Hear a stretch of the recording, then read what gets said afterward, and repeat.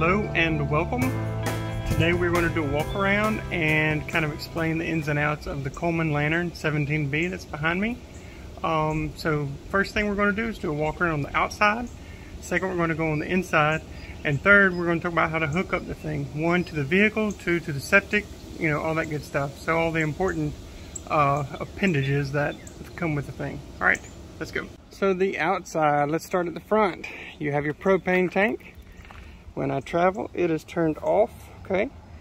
This is reading a little bit, well, because it's, if you cut it on like that, yeah, you can see that it's got gas in here, okay? So we are good to go on that one. It has a battery that you really don't need to fiddle with. It does have the connectors, so this is the emergency brake. So this actually goes to one of the chains that connects to the vehicle. And but we'll get to that more on the hookups. All right, on this side at the front, you have water and water. This is fresh water. This is if you're bringing water with you. And this is if you're connecting like at an RV park. Just takes normal hose. All right, keeping on rolling. All the wheel chocks, there's 2 under each wheel. They will be in the front storage area. This is how to connect to electricity. That's important, especially when it's 95 degrees outside like it is today. Up under here is your sewer connect. In the back you have 2 jacks. We do have a spare tire. Oddly enough, that was not an option when you bought the thing, so you had to put it on yourself. So if you're buying one of these, realize it's not going to come with a spare tire. So on this side, you have your hot water heater. You have your awning, which is great unless it's windy, and then they really don't put up with much wind. You do have an exterior socket, which is great if you want to plug in something. And then you got your storage up here. Okay, that's the quick run around. Let's go inside. You do have a step. Lift up on the front, pull it in, and then there you go. This, you have 2 locks, like a deadbolt and a normal lock. It does have a screen door. That's what this thing is. And you can open and shut. Remember, don't shut it by grabbing a hold of anything like this. This is metal right here. That's what you want to hold on to when you shut it.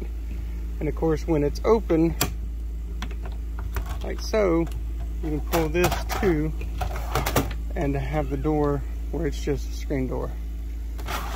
But we like air conditioner right now, so we're gonna keep it. Ta-da! Stepping right in. The main question I have are the lights. This one's on, this one isn't. To turn them on, there's no light switch in the house. This is a plug. What you do is there's a button right in the center. It looks like it's just the design, but it turns it on, and then you find it and cut it off. What's fun is at night you're trying to find it where you're steering right into a bright light, so you kind of got a feel for it. There are quite a few of those. The AC, woohoo! It is working really well today. Over here we have the heater. The heater remote we keep right up here because it is small and fits quite nicely in this little trough. In this drawer, we keep silverware, but we also keep the remote. We recently replaced our AC, so we actually have 2 remotes, a deck of cards, and a lighter for the stove. Okay, stove is gas, along with the hot water heater. Everything else is electric. When you rent our trailer, we'll give you a goodie basket of just some random things. Back here, you have 2 bunks. These bunks also have lights above them. You have a microwave, fridge. The fridge has a little dial right here, and you can adjust how cold you want it.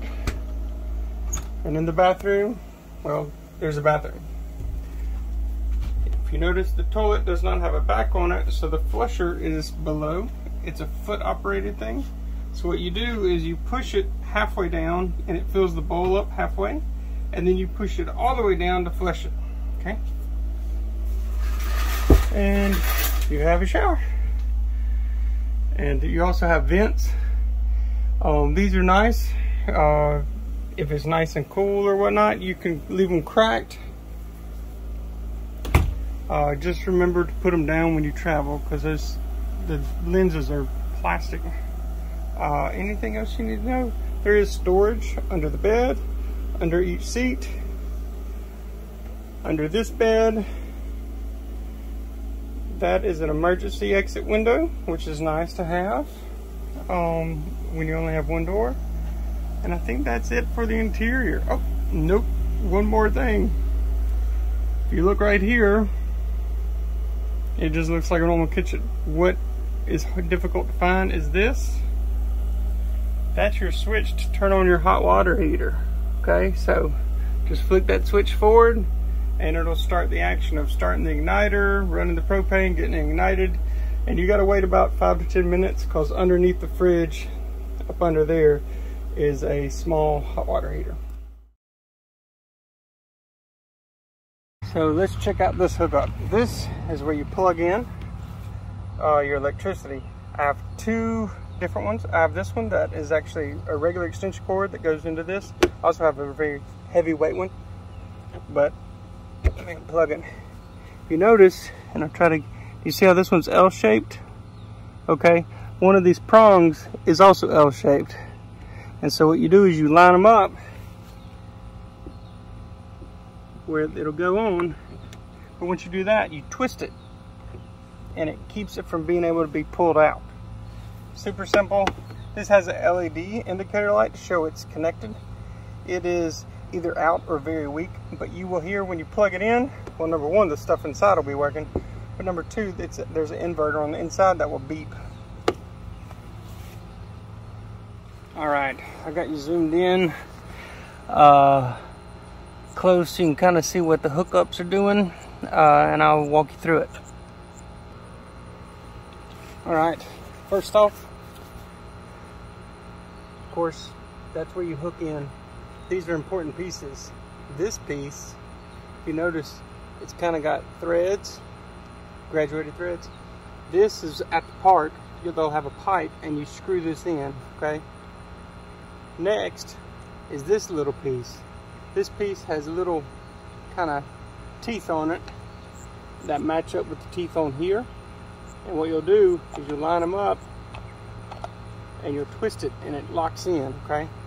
That way you're locked in to the septic at the campground you're at, okay? But what goes on these funky teeth? Well, these funky teeth are what goes in here. This bumper, this thing will pull out, and then you have your sewer pipe. Ta-da! Okay, you just pull this all the way out, which I will, because these teeth go on that piece. So I can kind of walk through it, and it's like a big old worm or something. Come on, keep coming. Now I have two lengths of this, as you can see. Come on. So it'll reach pretty far. Now, this piece is different. It's got little nodules on it, and that's what this is going to do. So this will piece together like so, and then you twist it like that, okay? You can do it like, you can lock it in like this after you put this on, or you can lock this in piece. It doesn't matter the order, okay? So this is clear, so you know what's supposed to be coming out of the trailer is coming out of the trailer, okay? This piece has the hooks on it as well. It will go here. So this piece, when this is undone, this just goes up to the trailer and hooks on the trailer, like so. All right. I'm gonna grab the camera and zoom in so you can kind of see everything. Here we go. Ta-da! Okay, see how that's locked in? And you'll feel it, it'll pop in there. You definitely want this on there good. But it's a pressure thing, so it'll pop on and pop off. It's hard to do with just one hand because these things click down on it. All right, next are these things. Okay, these are the valves that open up the gates. If you notice this one, black tank. This one over here is the gray tank. Okay, so I'm gonna back it up and kind of explain my thinking for you. Let's go to wide. There we go. So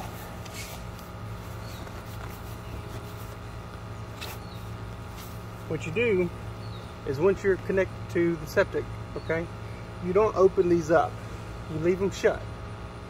On the inside, and I'll show you on the inside, there's little indicator lights that'll show you how full your tanks are, okay? If you just left them open, it would just trickle and maybe get stuck. That doesn't sound fun. So what you do is when that light is showing it's pretty full, you yank the black tank open, okay? You just yank it open and it will flush everything out, okay? Once you see in the little window, clear window here, that it's pretty much gone down to a trickle, that's when you open up the gray water, okay? Black water is from the toilet. Gray is from the sink and the shower, all right? What I do, you don't have to do this, I'll run, like when I'm about to flush the tanks, if the black is at 3 dots, there's only 4, so if it's at 3 dots, and the gray for some reason was real low, well, I would run the sink or run the shower a little bit to kind of build up my levels of my gray tank. That way the gray tank can come behind it. And think about it, if it's from the sink and from the shower, well, the shower, you're, taking a shower, hopefully cleaning off all that water, which is used but fairly clean, is going to come back through this hose and in effect rinse it out. So that's the order. You empty the black, you empty the gray, and really if you do in that order, it's a fairly clean setup, take down everything. Yeah, and then these just store back into there. These little end caps, you might want to just double check that they're pushed in good before you hit the road, because all it is these little tiny little ribs that keep it on there. So not the most spectacular thing. And I have seen 1 or 2 RVs in my life with this hose that it inched out and it was just dangling and flying down the road like a kite. If you have questions, hit me up in the comments. If you've rented from us through Outdoorsy, you can call me because I've given you my cell phone by now. That's about it. Go up the steps, you immediately take a left. Well, actually, you don't take a left. You're standing in the doorway. Here's the door, right? These are your indicator lights. There you got these little bead buttons right here. That shows my battery. Fresh water, there's nothing in it because, well, we're not boondocking.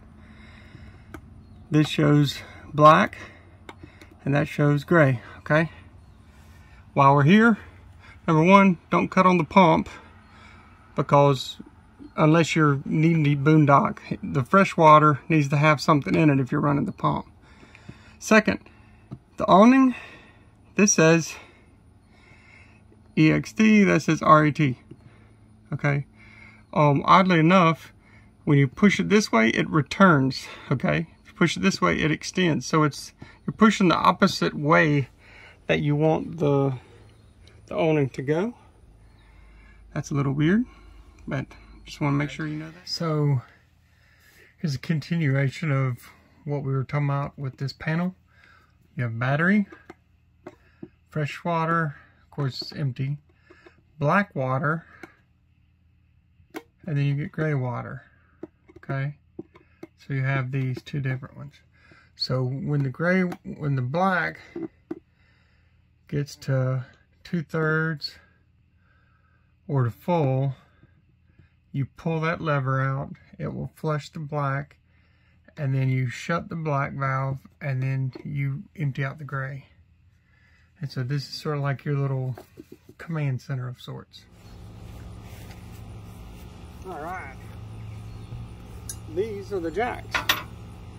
What this does, these things are great. Why? Because it keeps your trailer from going ka-chonk in the middle of the night if somebody goes to the bathroom. What you do is when you park your trailer, once you get it level, you can take these guys out